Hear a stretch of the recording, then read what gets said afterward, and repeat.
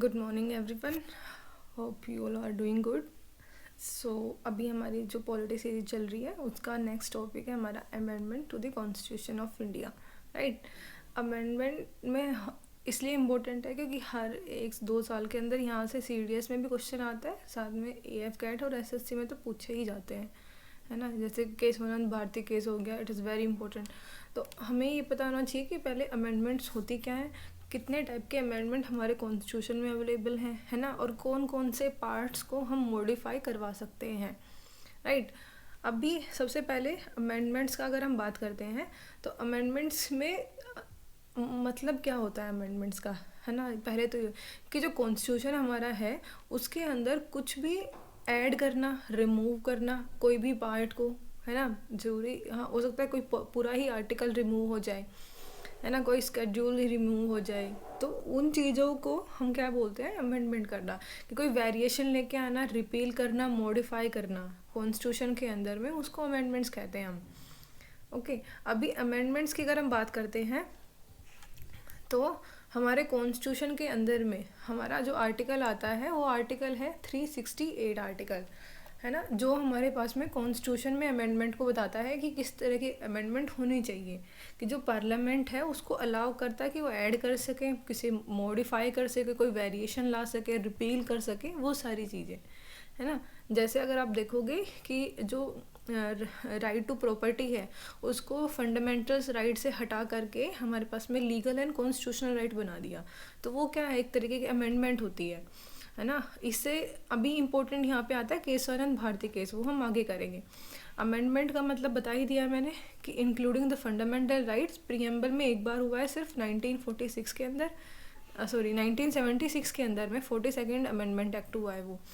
अभी parliament add कर सकती है, मतलब कोई आर्टिकल को इंसर्ट करना हो, जैसे आर्टिकल 21A को इंसर्ट करा गया था हमारे पास में यहाँ पे, है ना, वो भी हो सकता है हमारे पास में। फिर आता है वेरिएशन। वेरिएशन का मतलब है कोई चेंजेस लेके आना, जो अभी मैंने बताया था कि जो राइट टू प्रॉपर्टी है उसमें मॉडिफाई करके चेंज भी लेके आए थे वो। या फिर आप ये बोल सकते हो जैसे आर्टिकल हमारा 38 एंड 39, वहाँ पे उन्होंने वेरिएशन लेके आए थे, है ना, जो DPSP का हमारे पास में पार्ट है। फिर होता है रिपील। रिपील का मतलब होता है हटा ही देना पूरा पार्ट को, है ना, तो वो आ जाएगा इसके अंदर में। फिर अगर हम बात करते हैं प्रोसीजर की, कि प्रोसीजर कैसे है, कि अमेंडमेंट की प्रोसेस कैसे चलेगी हमारे, तो सबसे इम्पोर्टेंट ये है कि सिर्फ पार्लियामेंट है वो इनिशिएट कर सकती है, स्टेट गवर्नमेंट का इसमें कोई रोल नहीं रहता है कॉन्स्टिट्यूशन को अमेंडमेंट करने के लिए। तो सारी पावर हमारे पास में सेंटर को दी गई है। अभी सेंटर हमें पता है पार्लियामेंट में 2 हाउसेज होते हैं, upper house and lower house, तो दोनों ही के अंदर कोई जो CAA का बिल आएगा वो दोनों हाउसेज के अंदर आप इंट्रोड्यूस करवा सकते हो। अभी पहले कि इंट्रोड्यूस करवाएगा कौन, क्या सिर्फ मिनिस्टर ही करवा सकते हैं हमारे पास में, या कोई प्राइवेट मेंबर भी करवा सकता है ना। मिनिस्टर वो होते हैं जो अभी करंट जो लोकसभा है उसके मेंबर होते हैं, है ना, जो एग्जीक्यूटिव जो बनती है उसके पार्ट होते हैं। जैसे अभी हमारे मोदी जी की जो गवर्नमेंट चल रही है उसमें जितने भी मिनिस्टर होंगे वो करवा सकते हैं।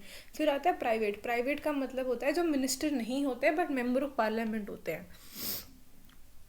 तो हमारे पास में वो लोग भी करवा सकते हैं, है ना। अभी इसके लिए प्रायर अप्रूवल की ज़रूरत नहीं होती है कि पहले अप्रूवल लें हम प्रेसिडेंट से और फिर उसको बिल को हमारे पास में इंट्रोड्यूस करवाएं, तो वो प्रोसेस यहाँ पे नहीं होता है।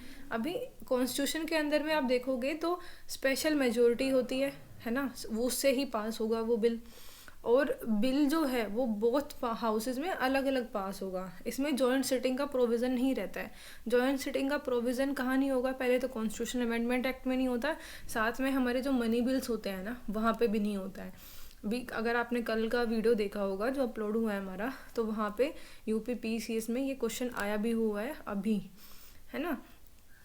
फिर आती है हमारे पास में दूसरी तरीके की, है ना। अब अगर जब हम करेंगे, अभी मान लो दोनों हाउसेज है वो अलग अलग पास हो गया स्पेशल मेजोरिटी से, उसके बाद जो प्रेसिडेंट है उनके पास असेंट के लिए जाएगा, और प्रेसिडेंट को असेंट देनी पड़ती है, वो विड्रॉ नहीं कर सकते हैं इसमें, ना ही उसको विदहेल कर सकते हैं कि भाई रोक लिया, है ना, या फिर असेंट करने से मना ही कर दिया, वो चीज़ें नहीं होती हैं, उनको देना ही पड़ता है, ठीक है। और उसके बाद में हमारे पास में क्या हो जाएगा, वो CAA का बिल है, जब प्रेसिडेंट उस पर साइन कर देंगे तो वो हमारे पास में एक्ट बन जाता है। अभी कॉन्स्टिट्यूशन के अंदर है ना एज एन कोई ऐसे डिवीज़न नहीं हुआ है यहाँ पे, बस उन्होंने प्रोविजन दिए हैं कि किन किन के लिए होती हैं। अभी आर्ट जो हमारे पास में आर्टिकल 368 आता है, उसके अंदर दो तरीके की हमारे पास में मैंशनड है।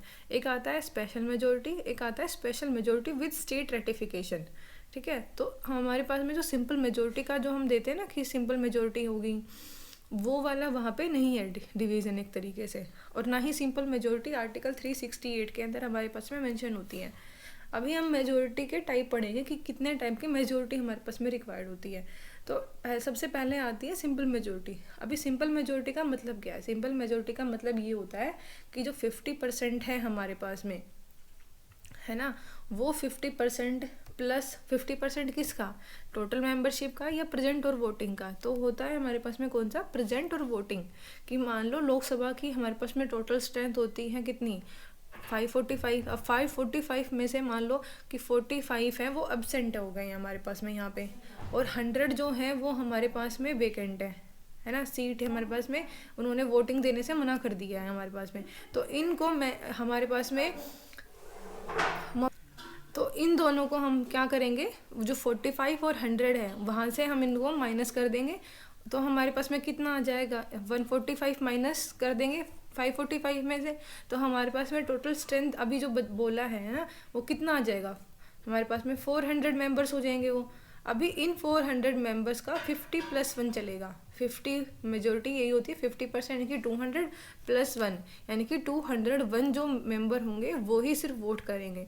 और उसको हम अभी अगर लोकसभा में देखेंगे ना, तो ये नंबर हमारे पास में कितना आता है, अगर आप देखोगे तो 2+1 200+1 आ गया। तो इतना तो मेजोरिटी सिंपल मेजोरिटी चाहिए ही होगी हमारे पास में। अभी लोकसभा में भी ये सेम रहता है, 245 का हाफ करके +1 कर देंगे हम। अभी किन किन के लिए हम करवा सकते हैं? तो सिंपल होता है कि पहले मनी बिल वगैरह जो होते हैं उनके लिए, नो कॉन्फिडेंस, जो सिंपल चीज़ें होती है पार्लियामेंट में कि फाइनेंशियल इमरजेंसी का डिक्लेरेशन करना है, स्टेट इमरजेंसी का हो गया, सिलेक्शन करना है हमें डिप्टी स्पीकर का, है ना, इन चीज़ों के लिए हमारे पास में होती है। अभी देखो 2-3 चीज़ें हैं कि जो हमारे आर्टिकल 2 है ना, आर्टिकल 2 एंड 3, वहाँ पे अगर हमें देखना है कि कोई भी स्टेट को एडमिशन करना है, बाउंड्री का चेंज करना है, तो वहाँ पे हमारे पास में होती हैं। लेकिन वहाँ पे हमारे पास में, अगर आपको याद होगा, तो प्रेसिडेंट का प्रायर अप्रूवल रिक्वायर्ड होता है ना। तो वो छोटी छोटी चीज़ें यहाँ पे याद रखनी है। फिर होगा जैसे जो पार्लियामेंट है उसकी छोटी चीज़ें, जैसे प्रिविलेज रूल्स हो गए, कोरम कितना होगा। कोरम क्या होता है कि कितने मेंबर हमारे पास में रिक्वायर्ड होते हैं, तो मिनिमम जो है वो 10% होता है हमारे पास में। फिर जुडिशरी से कि जो उनके जूनियर मेंबर्स हैं, है ना, जजेस का नंबर इंक्रीज़ करना है, डिक्रीज़ करना है, उसकी जुरिडिक्शन को एक्सपेंड करना है, ऑफिशियल लैंग्वेज के लिए होता है। तो इन चीज़ों के लिए हमारे पास में स्पेशल मेजोरिटी की रिक्वायर्ड होती हैं। फिर आता है हमारे पास में, सिंपल मेजोरिटी आती है। फिर आता है हमारे पास में क्या, यहाँ पे स्पेशल मेजोरिटी। स्पेशल मेजोरिटी का मतलब ये होता है कि जो मेजोरिटी है ना, वो तो चाहिए ही हमें। मेजोरिटी का मतलब 50%+1 में, है ना, टोटल जितने भी है कितना हो गया हमारे पास में 545 है, उसका मेजोरिटी मतलब 50+1, इतना तो चाहिए ही चाहिए। प्लस में 2/3 मेजोरिटी होनी चाहिए किसकी, हमारे पास में प्रेजेंट एंड वोटिंग की।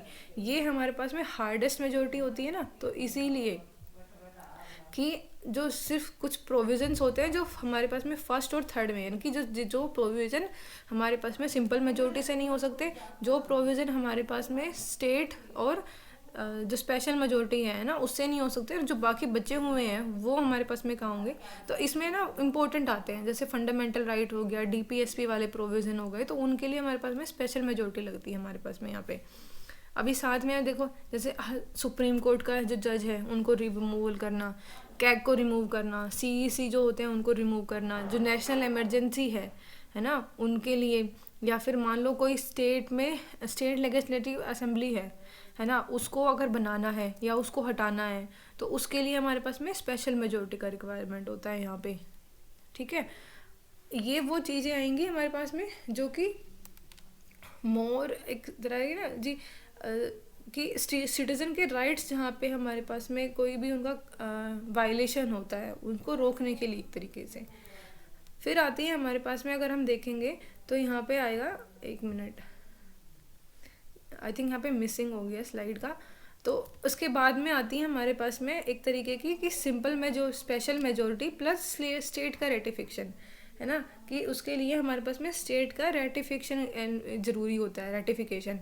अभी इसका मतलब क्या है कि देखो स्पेशल मेजोरिटी तो वही होगी हमारे पास में जितनी होनी चाहिए हमारे पास में, कि कितना होगा जो हमारे पास में स्पेशल मेजोरिटी की 2/3 ऑफ प्रेजेंट एंड वोटिंग है, वो तो चलेगा ही।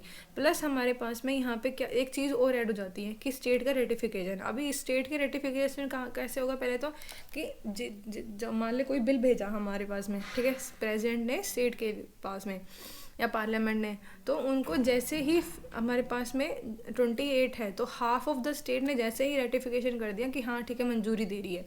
अब मंजूरी सबसे पहले हो जाएगी हमारे पास में कैसे, सिंपल मेजोरिटी से। वहाँ स्टेट के लिए सिंपल होना चाहिए और पार्लियामेंट में स्पेशल होना चाहिए। फिर उसके बाद में कोई टाइम लिमिट वहाँ पे मेंशन नहीं है, राइट। तो टाइम लिमिट एक तो ये हो गया। फिर जैसे ही हमारे पास में वो आएगा, है ना, तो हमारे पास में बाकी टोटल जितना भी स्टेट है उनका नहीं होता, सिर्फ कुछ स्टेट ने मतलब 50% होता है। जैसे ही 50% ने उन्होंने मंजूरी दे दी, वो बिल हमारे पास में मान लेते हैं कि हाँ उधर से हम कंसेंट आ चुकी हैं।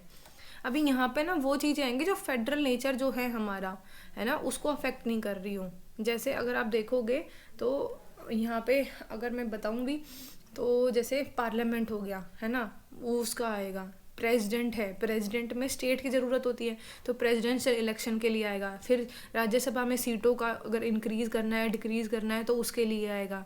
लोकसभा के अंदर आता है हमारे पास में, तो इलेक्शन वगैरह जो होंगे उसके लिए आता है। तो इन चीज़ों के लिए हमारे पास में क्या आएगी यहाँ पे, स्टेट की जो स्टेट प्लस जो स्पेशल मेजोरिटी है वो आ जाएगा, ठीक है। हमारे पास में जैसे ये, हाँ ये रहा, सॉरी, जैसे यहाँ पे है कि स्पेशल मेजोरिटी है वो किस में लगती है, बोथ हाउस में, प्लस 50% जो है वो होगा हमारे पास में। इलेक्शन हो गई प्रेसिडेंट के, एग्जीक्यूटिव पावर हो गई, लेजिस्लेटिव का डिवीजन हो गया, है ना। इन चीज़ों के लिए जो इंपॉर्टेंट होते हैं, जहाँ पे हमारे पास में एक फेडरल नेचर को बैलेंस की जो रिक्वायरमेंट होती हैं। और साथ में कौन सा आता है इसमें कि जो आर्टिकल 368 है ना, उसके भी अमेंडमेंट पावर कहाँ पे है हमारे पास में, स्पेशल। कि अगर 368 को ही हमें अमेंड करना हो तो कैसे करेंगे हम, तो स्पेशल प्लस में कंसेंट ऑफ द स्टेट लगता है हमारे पास में। फिर कॉन्करेंट लिस्ट में अगर चेंजेस लाना है, क्योंकि कॉन्करेंट लिस्ट में चेंज लाना है तो फिर कैसे, क्योंकि वहाँ पे स्टेट की पावर को क्या कर सकते हैं हम, डिवीजन ऑफ पावर है, तो स्टेट की पावर को अगर हम डिक्रीज़ कर रहे हैं तो हम क्या लेके आ रहे हैं, एक तरीके से सेंटर की तरफ टिल्ट हो रहा है। तो उसको रोकने के लिए कि एंट्री फेडरलिज्म ना हो जाए, है ना, तो उसको रोकने के लिए हमारे पास में ये चीज़ें होती है। फिर हमारे पास में ना एक दो तरह की और मेजोरिटी जो है मेंशन्ड है कॉन्स्टिट्यूशन में अलग अलग प्रोविजंस में। तो उसमें सबसे पहले आती है एब्सोल्यूट मेजोरिटी। एब्सोल्यूट मेजोरिटी का मतलब होता है यहाँ पे कि जो 50% होगा हमारे पास में किसका, टोटल मेंबरशिप का। देखो स्पेशल मेजोरिटी में होता है 50% of present and voting, absolute में होगा 50% ऑफ टोटल मेंबरशिप, मतलब 545 का जो 50% है। 50% करेंगे तो आई थिंक 273 के आसपास आना चाहिए नंबर, ये है ना, वो हो जाएगा।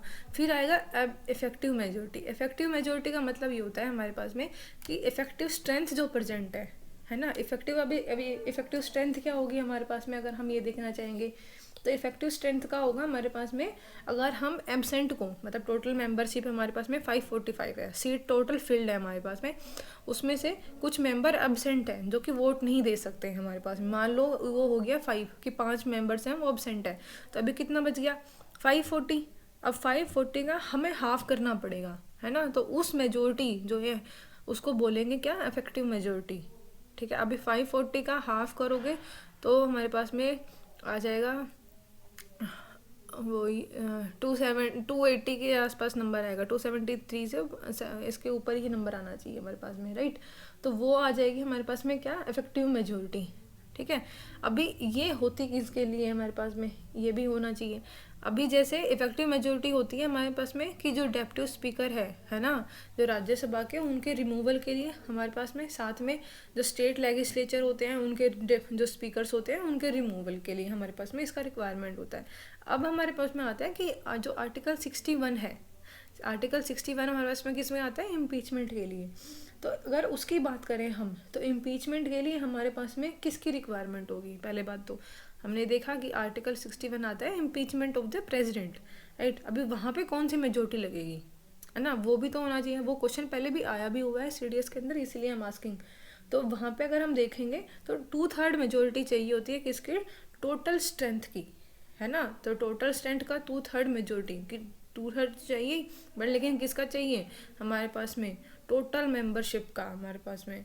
तो वो कैसे हो जाएगा हमारे पास में, वन ऑफ द हार्डेस्ट, कि प्रेसिडेंट का रिमूवल इस बहुत मुश्किल होता है इंडिया के अंदर अगर आप करवाना भी चाहो तो, राइट।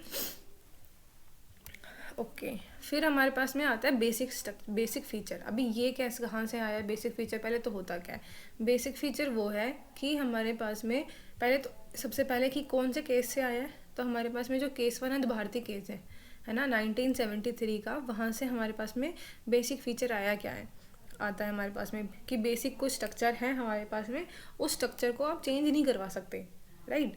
कि कॉन्स्टिट्यूशन जो है, जैसे हमारे पास में अगर मैं बताऊँ जैसे रूल ऑफ लॉ है ना, constitution is supreme in India, तो वो जो है वो बेसिक स्ट्रक्चर है कि जिन्होंने बनाया था उन्होंने कुछ फीचर्स को ऐसे रखा था कि उनको तो आप चेंज ही नहीं करवा सकते। तो वो सारी चीज़ें मिला के बेसिक स्ट्रक्चर डॉक्ट्राइन में आती है हमारे पास में, जो कि सुप्रीम कोर्ट देता है। कॉन्स्टिट्यूशन के अंदर ये मेंशन नहीं है और कोई लिस्ट भी नहीं होती है इनकी। Supreme Court time to time ये चीज़ों को बताता है कि कौन सी चीज़ें बेसिक स्ट्रक्चर जो डॉक्ट्राइन है और बेसिक फीचर का हमारे पास में पार्ट होती है। अभी यहाँ पे क्यों आया है, तो सबसे पहले ना हमारे पास में शंकरी प्रसाद केस आता है 1951 का। उसके बाद में हमारे पास में जो पार्लियामेंट है ना वो कॉन्स्टिट्यूशन को अमेंड करती है। तो वो शंकरी प्रसाद केस के अंदर हमारे पास में बोलती है सुप्रीम कोर्ट कि कॉन्स्टिट्यूशन को अमेंड करने की पावर है हमारे पास में, किसके पास में, पार्लियामेंट के पास में। फिर गोलकनाथ केस आता है। गोलकनाथ केस के बाद में वो बोलते हैं कि ठीक है कि कॉन्स्टिट्यूशन को आप अमेंड तो कर सकते हो लेकिन फंडामेंटल राइट जो हैं आप उनको अमेंड नहीं कर सकते, ठीक है। इसके अगेंस्ट में हमारे पास में ना फिर 23rd और 24th अमेंडमेंट नाइट निकल के आते हैं ये वाले, ठीक है। अभी टसल चल रही है यहाँ पे किसकी, सुप्रीम कोर्ट की और पार्लियामेंट की। तो 24th आता है तो उसमें बोला जाता है हमारे पास में, फिर उसके बाद में सुप्रीम कोर्ट कहती है कि ठीक है भाई आप पार्लियामेंट जो फंडामेंटल राइट है उनको भी अमेंड कर सकते हो, है ना, क्योंकि वो कर भी देते हैं 24th में। अगर आप देखोगे मैंने DPSP में करवाया हुआ है। फिर केशवानंद भारती केस आता है 1973 का, इट इज़ वेरी इंपॉर्टेंट, है ना। इसमें 13 जो जज होती है, 13 जो जज हैं उनकी बेंच हमारे पास में हाईएस्ट अब तक जो बैठी है वो केशवानंद भारती केस में बैठी है। अभी यहाँ पे कॉन्स्टिट्यूशन उन्होंने बोला कि फंडामेंटल राइट को आप अमेंड तो कर सकते हो लेकिन उनके जो बेसिक फीचर है ना उनको आप हाथ नहीं लगाओगे, है ना। तो वो बेसिक फीचर डॉक्ट्राइन कहाँ निकल के आती है, केशवानंद भारती केस में।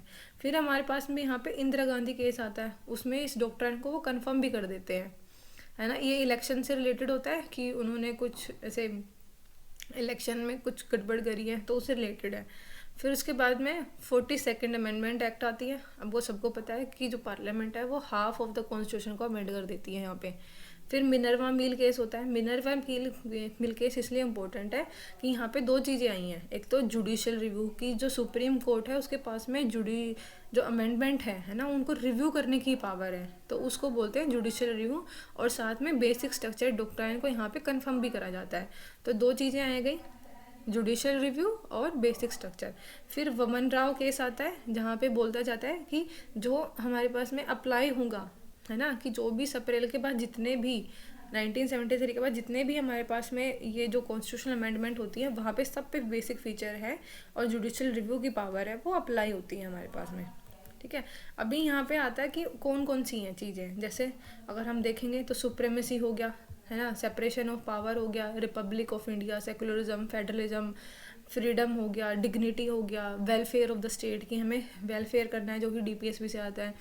फिर equality of status and opportunity, sovereign democratic Republic जो हमारे पास में कहाँ पे प्रेम्बल में मेंशन्ड है, rule of law, fair election हो गया, है ना। और जैसे इफेक्टिव जस्टिस हो गया हमारे पास में, सुप्रीम कोर्ट की पावर हो गया, वो independent judiciary, separation of power, ये सारी चीज़ें हमारे पास में क्या है, सब मिला के हमारे पास में ये क्या बनते हैं, बेसिक स्ट्रक्चर के पार्ट बनते हैं, ठीक है। अभी इस जो अमेंडमेंट है उसमें इतना ही आता है, इससे बाहर कुछ भी नहीं आएगा। बस आपको इतना पता होना चाहिए कि किस तरीके से अमेंडमेंट होती है और क्या क्या होता है। Okay, so thank you so much.